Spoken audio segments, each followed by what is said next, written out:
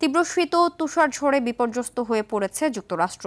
চলমান তুষারঝড়ের কারণে এখন পর্যন্ত মৃত্যু হয়েছে অন্তত ৩০ জনের। বাতিল করা হয়েছে হাজারো ফ্লাইট। বিদ্যুৎ বিচ্ছিন্ন লাখ লাখ বাসিন্দা। এমন পরিস্থিতিতে দেশটির অন্তত ২৫টি অঙ্গরাজ্যে আবহাওয়া সংক্রান্ত জরুরি অবস্থা জারি করা হয়েছে। বিস্তারিত জানাচ্ছেন আব্দুল মালেক। চলতি সপ্তাহে যুক্তরাষ্ট্রের বড় অংশ জুড়ে বয়ে যাচ্ছে শক্তিশালী শীতকালীন তুষারঝড়। টেক্সাস থেকে নিউ ইংল্যান্ড, নিউ ইয়র্ক থেকে ম্যাসাচুসেটস, দেশটির বিস্তীর্ণ এলাকায় এখন ভারী তুষারপাতের পাশাপাশি চলছে বিপজ্জনক শৈত্যপ্রবাহের তাণ্ডব। চলমান তুষারঝড়ের কারণে এখন পর্যন্ত মৃত্যু হয়েছে অন্তত ৩০ জনের। ঝড়ের কবলে পড়েছেন কয়েক কোটি বাসিন্দা।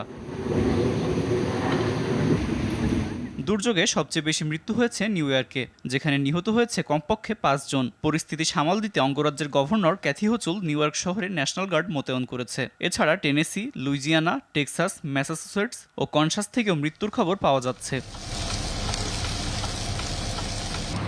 তুষারঝড়ের কারণে দেশজুড়ে সোমবারও বাতিল হয়েছে ৩,০০০-এর বেশি ফ্লাইট, যা রোববার ছিল প্রায় ১১,০০০। এছাড়া প্রতিকূলে আবহাওয়ার কারণে বিদ্যুৎ বিচ্ছিন্ন হয়েছেন দেশটির বিভিন্ন অঙ্গরাজ্যের লাখ লাখ গ্রাহক। পরিস্থিতি মোকাবেলায় দেশটির ২৫টি অঙ্গরাজ্যে আবহাওয়াজনিত জরুরি অবস্থা জারি করা হয়েছে।